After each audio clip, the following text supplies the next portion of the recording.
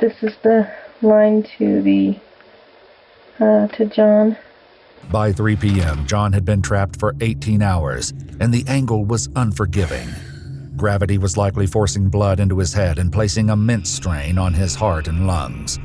Rescuers who were keeping John company described him as fading in and out of consciousness, reporting that he had begun to talk about seeing angels and demons around him. Today I'm going to the Nutty Putty Cave. Not literally, but Ewu dropped a video talking about Trapped Forever, the unseen footage of the Nutty Putty Cave incident. Now, for those of you guys that aren't aware about what the Nutty Putty Cave is or the incident, we're going to get into it here, but the only thing that I really know of it is that there was a man who climbed down there in an awkward position, and all the rescues and everything was futile, and they just couldn't get him out. So this is never before seen footage of that day's incident. Now, I was kind of curious as to how it all transpired, only for the simple fact that they only showed diagrams, but I'm not going to waste no more time with that, man. We just going to hop right into this thing. I appreciate you for stopping on by. As wide as I am, double tall. So Rob, come around the corner there, has to go feet first, because you have to go down this head first. Okay, so the victim is probably about the top of his feet. Now, if I'm not mistaken, this is actual footage, or actual picture from that specific day. Now, I've seen this picture circulating on the internet a handful of times, but I don't know if this is the position that he was left in. Probably about I heard it was pretty the top of his feet are about maybe 1.5 to 2 feet below my feet right now. In November of 2009, a group of explorers entered one of Utah's most popular underground cave systems for what was meant to be a bonding experience. But deep inside the cave's narrow, twisting passages, one tragic mistake triggered a desperate fight for survival, leading to one of the most extensive rescue operations ever attempted. Remember, just be safe. The following is based on official police records, as well as public statements and interviews from 26 years later, this footage is actually making its way to the public surface. Family members and individuals involved in the rescue effort. The footage has never been seen before until now. Wow. In 2009, 26-year-old medical student John... My apologies. 2009, so that's 17 years ago. My apologies. Damn. Edward Jones traveled from Virginia to his home state of Utah for the Thanksgiving holiday, accompanied by his wife Emily and their 1-year-old daughter. On November 24th, John, his brother Josh, and 9 other friends and family members set out to explore a popular cave system, never imagining that one of them would never make it out. Well, I'm gonna be honest with you, bro. I would think that somebody not making it out, bro. That shit's it's super sketchy already, and I get it. You guys can be as experienced as you want, but you're not going underground on a regular day-to-day basis. I'd imagine, I'm probably ignorant to this, but I'd imagine that the cave isn't going to remain the same throughout its lifetime. Like, I would assume that the rock formations was probably changing, and that's just sketchy. Like, you're under the earth, literally. In 1960, an explorer named Dale Green discovered the hydrothermal cave located west of Utah Lake. Due to the soft, putty-like texture of the clay lining its narrow passages, he named it the Nutty Putty Cave, a nod to the children's toy Silly Putty. So why couldn't it just be Silly Putty Cave? Like, Nutty Putty just sounds wrong, you know what I mean? Afterward, it became one of Nutty Utah's Putty. most popular underground systems, seeing as many as 6,000 groups of explorers each year, including young Boy Scouts. But as time passed, the cave's dangers became impossible to ignore, and rescue calls grew more frequent.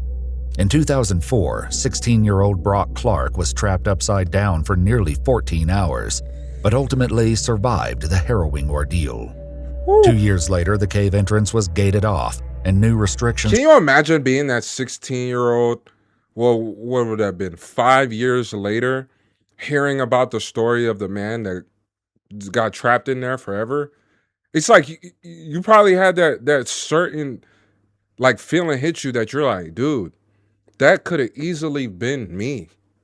Easily. Required permits for entry. To obtain a permit, at least one person in each group was required to have prior caving experience, a measure intended to prevent tragedy. But on November 24, 2009, as 26-year-old John Jones, his brother, and their friends made their way into the cave system, tragedy was about to unfold. According to police records, it was around 9:30 p.m. when Josh Jones contacted local authorities for help, telling them his brother John had gotten stuck inside the cave. Though Josh and John were both experienced cavers and had been inside Nutty Putty Cave before, a critical mistake had left John trapped in one of the most horrifying scenes. Oh, this was a different excursion. Okay, but I've seen this photo on various occasions. I didn't know that. I thought that was from the same, situation, but that's from a whole different one. So they do this on the regular. That's what makes this all the more tragic, because especially when you're experiencing something, you would think like, man, I got it. Until that one time you just don't got it. And he had a wife and a one-year-old daughter who now is 18 years old, watching this or seeing this or hearing about what happened to dad. That's crazy. Situations imaginable. While attempting to navigate a well-mapped section of the cave known as the Birth Canal, named for its extremely narrow passageway, John took a wrong turn and entered an unmapped section of tunnel near an area called Ed's Push. John likely believed that if he kept moving forward, he would eventually have enough room to turn around. When he reached a small opening, John crawled headfirst into the sloped passage, not realizing it was a dead end. Oh my God. Horrifically, John slipped into the tunnel and became trapped. Oh my God, that's an actual footage or photo. He's got one shoe. Oh my God. How in the fuck? Bruh, look how narrow that is. Oh my gosh. There's no way. Police records, the constriction point John passed through was estimated to measure just 10 by 18 inches.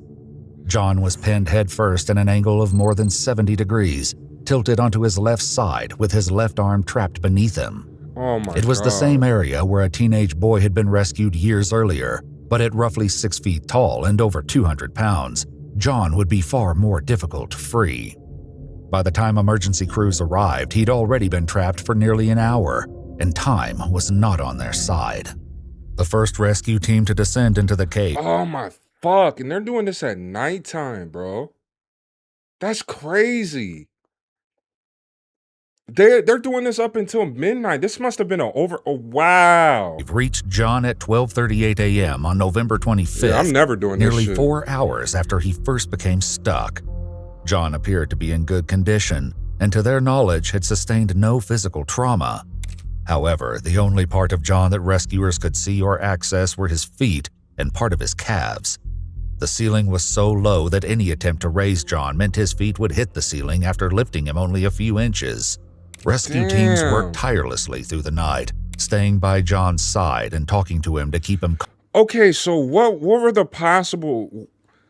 Maybe they talked about like maybe breaking some bones just to get this dude out, but even if so, you got to drag him feet first backwards.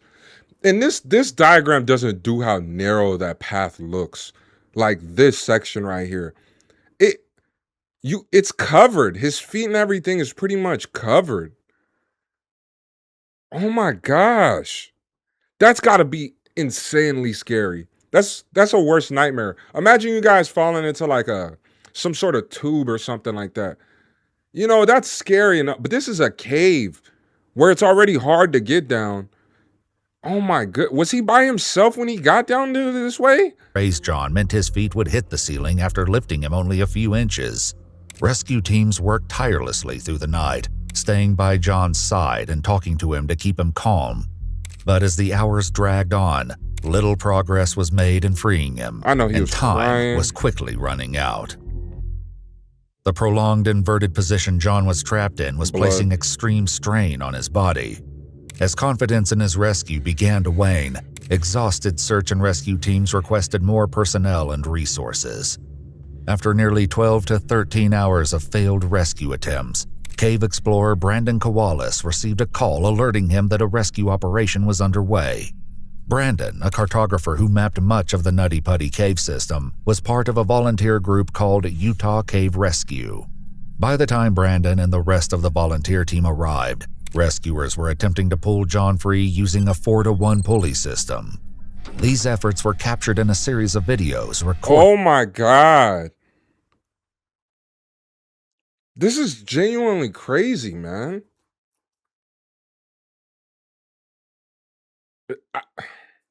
I'm just thinking about John, how scared you gotta feel in that situation. Like, especially 12, 13 hours in, like, is this how I die? Like, I just want to go home to my girl and my baby. Like, and then even feeling bad for the rescuers, because it's not like they're not trying. They're deep in the depths of the cave.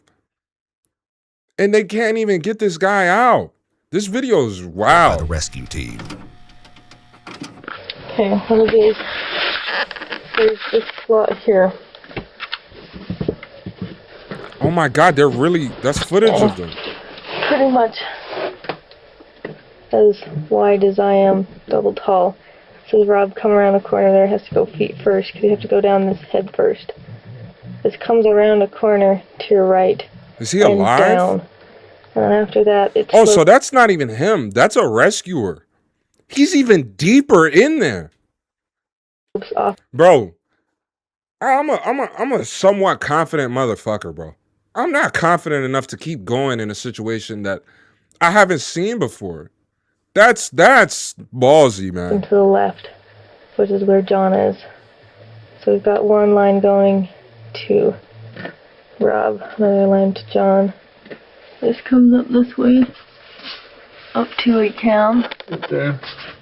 But the cave's layout created a major problem. Several twists and turns separated John from the nearest chamber that was large enough for rescuers to stand, and every bend created a friction point. Even with pulleys in place, the rope tightened against rocks and corners so severely that the whole system became ineffective. But the worst setback was still to come. Oh, it broke. Tension on who? Tell me how much. Tension on who? I think I'll probably be able to give him enough. Like, you can tell they're so deep in the earth.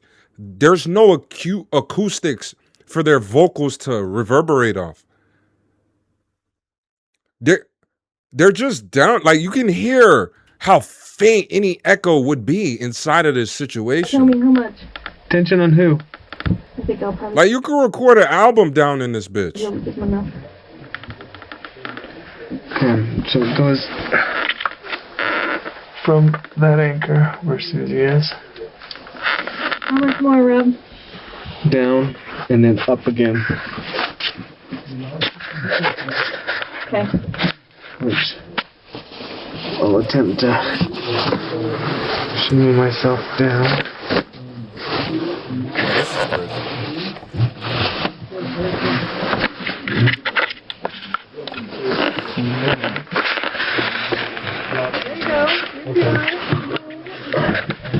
Wait, did we go down with them?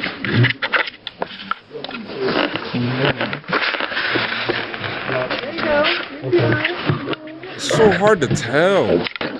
Turn it around one more time. Looking up. Yeah. Hold on a sec. Okay. So out of that. And then the rope continues up that way. Oh, and then turn around. So, hold on, take a video. So, to a redirect there. There's a redirect right there. Up there. Russell? Yeah. Goes up to Russell. Okay. Hold tension. Hold tension! Brandon's colleague, Ryan Schertz, managed to reach John and brought him a pouch filled with Gatorade, lowering a tube down so he could drink. Ryan would later recall John shifting between calm and coherent conversation to helpless, panicked thrashing. To keep him focused on survival, Ryan asked, I'm thinking to myself, how the fuck is he drinking Gatorade? And it's like, when they're describing his emotions in a moment, You know, you can only stay so calm until you realize you're not going anywhere. Fuck, man. Him about his family. He later remembered John speaking about his wife, Emily, and sharing a secret. She was pregnant with their second child. Oh my God. No way. No way.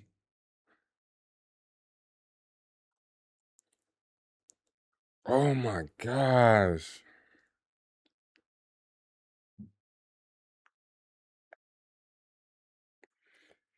They never mentioned if Emily was on the excursion too. I know they said he went with friends and family. That's gotta be hard, my guy.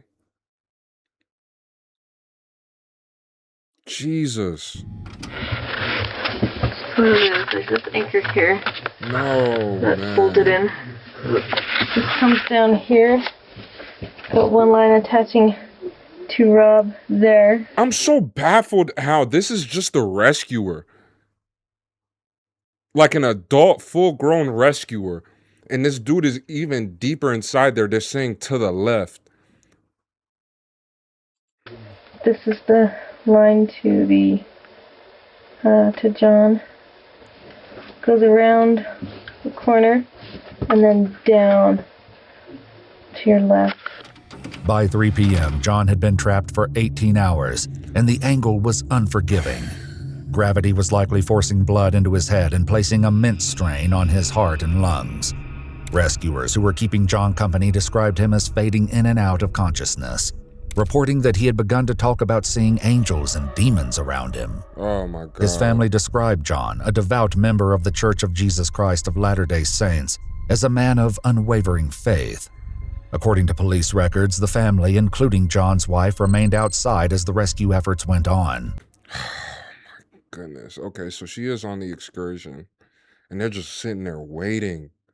Can you imagine being there from the night before? You never thought this would be the situation. Now, I know it's sketchy going into it, but they didn't think that at all. Arrangements were made to allow communication between John and his wife Emily, as it seemed that when John heard her voice, he would try to help himself get out of the cave. Efforts to free him depended largely on his ability to help maneuver his own body out of the fissure. If he lost consciousness and could no longer assist, any real hope of getting him out would be lost. Okay, so here's what I was thinking, but this diagram doesn't do it justice, because, bro, his feet is like down here, and this is it seems to be more narrower based on the photo they showed. But if it was like this, maybe hooking your legs this way, I don't know. If he was the other way around, he would have had a real chance, but fuck. Consciousness and could no longer assist. Any real hope of getting him out would be lost. Okay. Cave didn't say anything yet. You want to take your light and explain the system, how it keeps going? Yeah? Tension on Rob. More tension on Rob. Okay. So we have That voice has just anchor disappeared. here. You know what this We're using for a redirect. You don't want. You just Goes you up. need a prusik, is that right? I do, 3 to and 1. the 4-to-1 system right above me, right here. Oh, I'm sorry. Got a 3-to-1 system for hauling. We got beaters John with out. that system. You can tell they're trained out of their ass. God damn. This shit looks... I'm pretty sure it's not complicated if I see it like in person or whatever, but it takes a lot of knot tying and, you know, putting a lot of carabiners and gadgets together. And we're going to rig another system for hauling Rob out. You can actually, stay high, stay high. I've got Brian up So there. what happens if it just Taking care of things collapses? on Rob's line. I'm not talking about the cave. I'm talking about the pulley system. What if the pulley system just breaks from the rocks? There or here. Oh, that one right there, I guess, is what Morgan We said. have enough pulleys to keep us from rubbing The other prusik? on the rock. At 4 p.m., after almost 19 hours trapped in the crevice, rescue teams reported that John had been moved a couple of feet with the aid of the 4-to-1 rope system. Finally, Ryan was able to see through a crack and give John eye contact with another human for the first time in nearly a full day. But without The hope that must have been within him in that moment, knowing that he can see somebody else, that there was possible way to get out. Damn, if he was feet first, but then it's like, how do you navigate the tunnel with your feet going warning, the first? equipment catastrophically failed. 2 cords tied around a rock formation suddenly snapped, sending a steel carabiner flying loose and striking rescuer Ryan Schertz in the face, temporarily knocking him unconscious. What the fuck? At the same moment, John slipped back into the crevice, undoing hours of effort. Oh my gosh. It literally happened. The shit snapped. Oh, he fell back. Oh my God, I knew that was it for him. I knew he was like, because in that moment, you're already terrified. You've been in there for almost a full day. You're probably just like, man, it's not meant for me to get out of here. Due to Ryan's injury, he was forced to leave the cave, though rescue attempts continued on. Eventually, Brandon Kowalis headed down to make contact with John. Okay, recording again. Brandon going down through another one of the holes. This is one of the wider spots. If you want to turn to still shots, you can take still shots too. I figure we'll take some still shots to the patient. You're going to take stills on the way out. I'll take These some guys are still shots heroes, to him. though, man. That's not easy at all. Rescuing, Yeah, bro, doing a regular rescue is already dramatic and, you know, can be very difficult. But doing it in a cave, an already tight cave, where you got limited space and you probably have limited resources because you can only bring what can fit down there with you. Okay, if you notice, crack goes down. So he has to make his way up through a narrow. If I can do my light, it helped. Want me to shut off? Whoops. I just gotta get it aimed so it doesn't aim at the camera, it aims above it.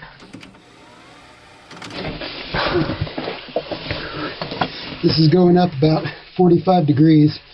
45 degrees up. We're still quite a ways from the patient.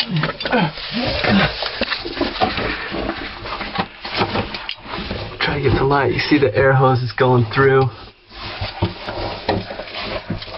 I'm gonna stop the camera for a sec so I can get up. Okay, Brandon leading the way, going in. We're starting to get Its shoulder. tighter. We still have about 25, 30 feet to go from here. We already have a low battery showing. Oh, you got low battery? Yeah, I'm gonna switch it out right now. Yeah. Bro, you just want to hold your family one last time on both sides. On both sides. Well, Not even get, you never even get to see him again and he don't make it out this cave? Never. You can have him shut off the air compressor. all right. Double A's. We got 26 minutes and 40 seconds of film. Though John had entered the crevice head first, leaving his feet and calves exposed, Brandon went down feet first, his legs eventually making contact with John's. Okay, so the victim is probably about the top of his feet are about maybe 1.5 to 2 feet below my feet right now, and So you're standing straight up right now, right? I'm laying, kind of laying, standing. It's pretty Yeah. steep here. It's like maybe 60 or 70 degrees. But yeah, to get through, we would have to probably take this whole chunk off right here, which is I'll back up and show him where. really thick. See, my legs So right barely here. fit through this where he came through, and this is where they've drilled out more. And the space that you have to drill See my from foot right here. is, My foot's bigger than the hole. yeah. But even when you drilling that, like, where are you taking it? You guys have a system to carry it out? And then isn't that's sketchy within itself? Because you can drill, but what if that leads to a collapse of the whole, that section of the cave? You know what I mean? So to hit it at an angle, and you could maybe come down in here They're trained. and drill, but it's going to wear somebody out pretty quick. And this is just part. You still have all the way about, let's see, I'm about 5'8", so probably about 6 or 7 feet beyond this, where you have to widen it for him to be able to fit through, and it's drilling through the smooth stuff, so to get a good angle on it, and it's very hard rock. Yeah. You've been drilling, right, Brandon? Yeah. So you know how hard it's been because you've actually been on the drill. Yeah. Sometimes it's a piece of cake, and sometimes the rock is super hard, and you can't get through it. That doesn't Trying look to like turn around here. That looks See back smooth up. rock. Oh, it's too dark. You can see where we gotta go back up through that crack. There's Brandon again in the hole. See? I hear them drilling. Feet first. Not too wide. Not too wide, but we're still in a pretty good position. As we go down, it gets narrower and tighter.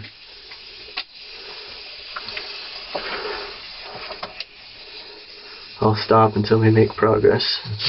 Once the drill arrived, Brandon, along with 2 other rescue team members, spent about an hour and a half chipping away in an effort to widen the passage. But due to the angle, the effort was slow going. Okay, I am flat on my back, closest wall. I tilt the camera down. You can. So, do they have oxygen mask, or are they just going off of whatever oxygen they have down there? Because I'd imagine, like, with the quick breaths and all that effort, you're probably going to get tired quickly. At least that's what I'm thinking. See, this is where we widened out. We took out from here to right about here, so about maybe 5 inches here, and then a section here. And this was soft, and this was pretty hard to knock off, but this was soft and fairly easy to drill through. And this is the easiest place to drill. From here, it just gets about 10 times harder. So that's the easiest place to drill. They're knocked off quite a bit right 5 there. 5 inches in about an hour and a half. 5 inches in about an hour and a half. Where it's easy to get to. And that's the easiest place to get to. It just gets worse from there. And we're still a little ways from the feet of the patient. Mm-hmm. I'll go. Brandon's going to position himself because you have to go down only one way. From here, I'll pass the camera to him if he wants. He'll be able to use it down there. It kinks my side. Remember, just to be safe.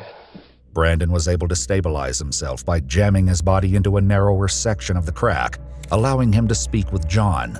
But once he introduced himself, he received no response. Oh, fuck. According to his account of events, Brandon was able to tap John on the leg and could hear him breathing a deep, gurgling breath. Oh, that's the death rattle. Though his lungs were filling with fluid. Then John began making frantic small kicks with his feet, but after a second, he stopped. According to Brandon, this was likely the moment that 26-year-old John Jones passed away. After 27 hours trapped upside down, the strain on his body was simply too much. A paramedic would later crawl through the treacherous tunnels and claustrophobic passageways to confirm his death. 4 minutes to midnight at 11:56 p.m. on November 25th, 2009, John was pronounced deceased. Bro, that is torture. That is torture. Being upside down for 27 hours in a place that nobody else can get to. Following this tragic confirmation, authorities determined it was best to leave John's body in the cave, rather than risk more lives in an attempt to recover him. While the decision was not— Yo, that gotta be hard for them to just, like, admit that. You know what I mean? Because it's not like they're not trying. They spent a whole day and some change trying to get this guy out. But it is true, like, you could put a lot more people at risk just trying to rescue this guy at this unknown passageway. Well received, John's family ultimately decided they were at peace with leaving John's body inside, as long as the cave would be permanently closed. On December 1st, 2009, explosives were placed in the cave and detonated, causing a collapse of the main passageway leading to the body of John Jones. The following day, the same personnel returned and cemented the opening of Nutty Putty Cave, sealing it from the public. According to his family, John was in his second year of medical school at the University of Virginia in Charlottesville.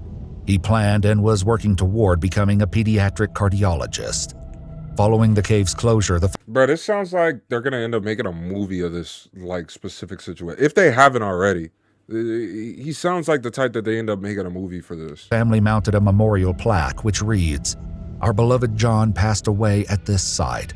He was a loving father, a kind husband, a loyal son, and a true and cherished friend. We miss you and love you always." A second plaque placed by the family thanks and honors the rescuers who worked tirelessly to free John. The final line reads, "We invite all who visit John's final resting place to enjoy and respect this sacred space." Boy, that gotta be, it might be haunted grounds. Like, I'm not even gonna sit here and lie to you, but to realize that that's the ending for you, and then the people that care about you having to, be comfortable with that decision of sealing off that cave, but they're trying to ensure nobody else goes through that same thing, at least not there. Around Thanksgiving time, another baby on the way. It's like all these elements just make it all the more tragic. But dude, big shout out to those rescuers, man. That is not no easy, fate. That's not no easy hill to climb. They did their best. And I'm pretty sure they rescue people all the time, and maybe they have some failed rescues, but that's tough, man.